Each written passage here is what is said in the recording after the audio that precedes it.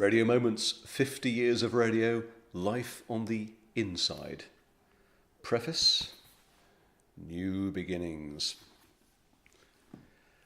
I look back over my shoulder at the Free Radio premises in Birmingham, the station's bright green logos glimmering, and as I strode across the pointlessly well-hoed gravel for the last time, I realised that never again would my key work in the door.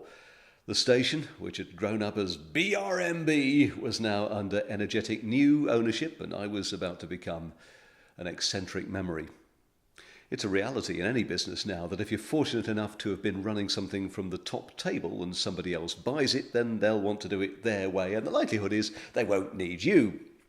There's a thoroughly grown-up response to that. They bought the train set, they can play with it how they like. But given this is radio, a medium for which those involved feel such genuine passion, there's the private temptation to want to lie on your back in the office, legs flailing, and scream like a spoilt 3-year-old because the runny-nosed lad next door has stolen your toy. A little like splitting from a lover. For a while, it hurts to turn on the radio and spend time with your old station. But after a decent amount of time elapses, you can become friends again.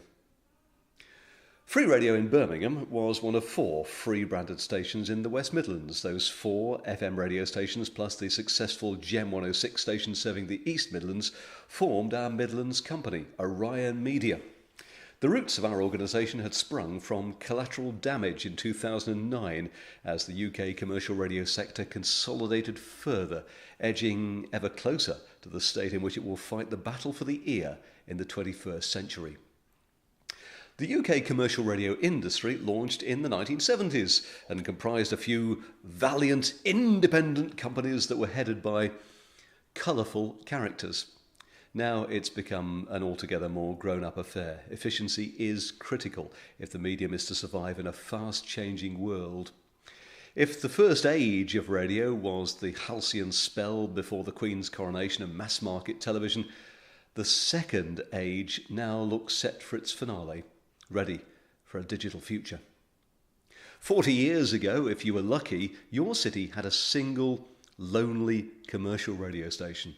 Vinyl songs blared from medium wave radios. Everyone in the city turned into the same station, and I witnessed the antics of some truly fascinating characters on and off the air. As a presenter and then as a boss, I've seen happiness and heartache, success and frustration, canniness and stupidity.